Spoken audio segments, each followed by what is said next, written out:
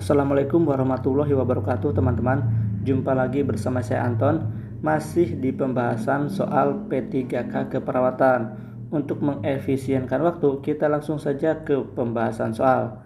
Soal pertama, narkotika yang dilarang digunakan untuk kepentingan pelayanan kesehatan adalah narkotika A golongan 1, B golongan 2, C golongan 3, D golongan 4, atau E golongan 5. Jawabannya adalah jadi berdasarkan Undang-Undang Republik Indonesia Nomor 35 Tahun 2009 tentang narkotika golongan 1 dilarang untuk kepentingan pelayanan kesehatan. Jadi jawabannya adalah yang A.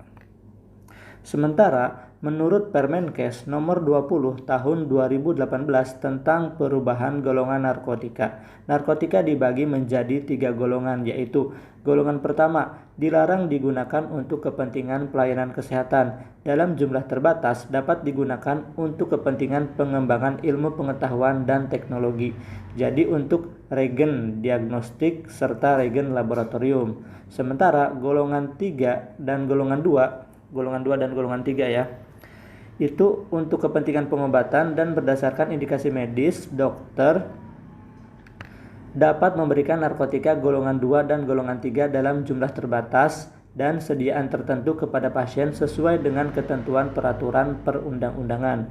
Jadi jawabannya adalah yang A. Sementara golongan 4 dan golongan 5 itu tidak ada ya teman-teman.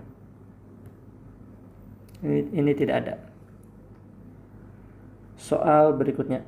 Jaminan kecelakaan kerja diselenggarakan secara nasional berdasarkan prinsip A. Asuransi berjangka, B. Asuransi tahunan, C. Asuransi sosial, D. Ekuitas, atau E. Tanggungan wajib. Kira-kira yang mana teman-teman jawabannya?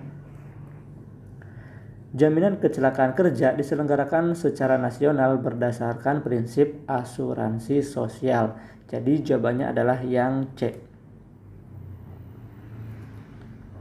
Soal nomor 3. Undang-Undang Republik Indonesia Nomor 44 Tahun 2009 mengatur tentang A. Praktik kedokteran, B. Rumah sakit, C. Perawat, D. Tindakan kebidanan, atau E. Pusat kesehatan masyarakat. Kira-kira yang mana nih teman-teman jawabannya?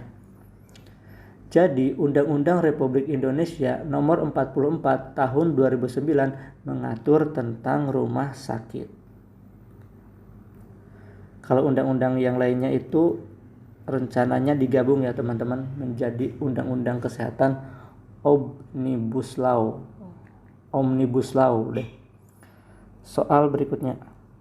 Standar baku mutu air untuk keperluan higien dan sanitasi terdiri atas unsur-unsur berikut kecuali A. Fisik, B. Biokimia, C. Kimia, D. Radioaktif, D. Cemaran lingkungan. Oh maaf, ini B itu biologi ya. Dan jawabannya yang mana teman-teman?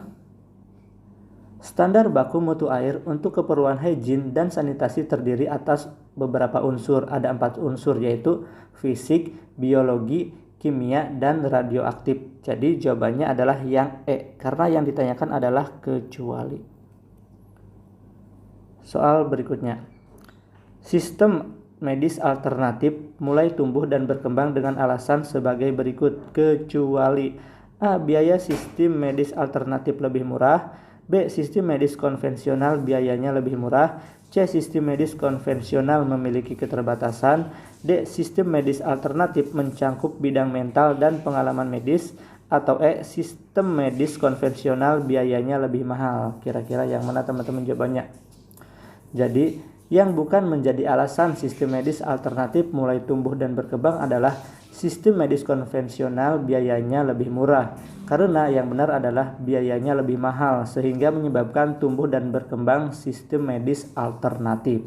Jadi jawabannya adalah yang B. Soal berikutnya.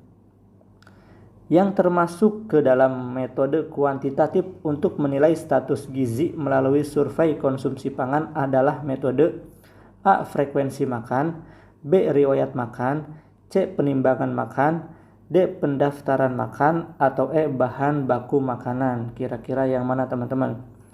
Kan di sini kuantitatif ya. Kalau kuantitatif itu berarti yang bisa dihitung. Kira-kira yang bisa dihitung yang mana teman-teman? Ya, benar sekali, yang C. Jadi, metode penimbangan makanan merupakan salah satu metode yang bersifat kuantitatif dalam penilaian status gizi melalui survei konsumsi makanan. Kita ke soal berikutnya. Yang termasuk ke dalam metode kuantitatif untuk penilaian status gizi melalui survei konsumsi pangan adalah metode ini sudah ya, soal sebelumnya kita bahas, jadi ini bonus, jawabannya adalah yang C, penimbangan makanan.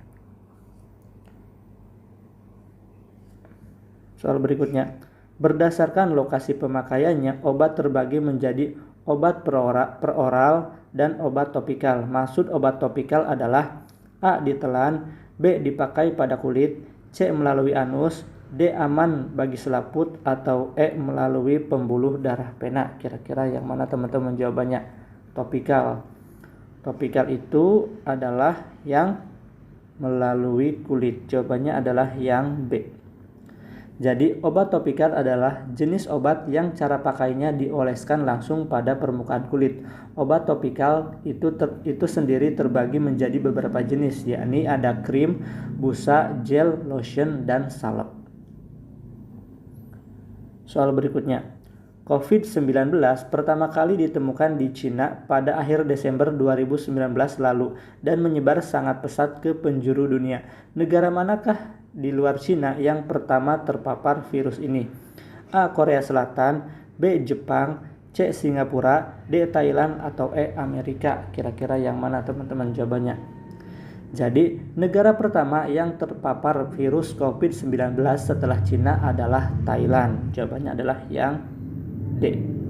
Berikutnya Jepang, kemudian Korea, dan kemudian diikuti oleh negara-negara lainnya. Soal berikutnya. Pencemaran udara menyebabkan penurunan daya dukung terhadap kehidupan manusia. Zat polutan yang dikeluarkan oleh kendaraan bermotor kecuali A. PB itu plumbun ya. B. Dioksin, C. NO2, D. SO4, atau E. hidrokarbon. Kira-kira yang mana teman-teman jawabannya? Ya, dari pilihan jawaban di atas yang bukan termasuk zat polutan yang dikeluarkan oleh kendaraan bermotor adalah dioksin. Kenapa? Karena dioksin sendiri adalah sekelompok senyawa kimia beracun yang terbentuk sebagai hasil pembakaran sampah. Jadi sampah itu jangan dibakar ya teman-teman. Jawabannya adalah yang B. Kalau bisa sampah itu didaur ulang. Baik teman-teman, itu saja yang bisa saya sampaikan pada video kali ini. Semoga bermanfaat. Kita bertemu lagi di video selanjutnya. Wassalamualaikum warahmatullahi wabarakatuh.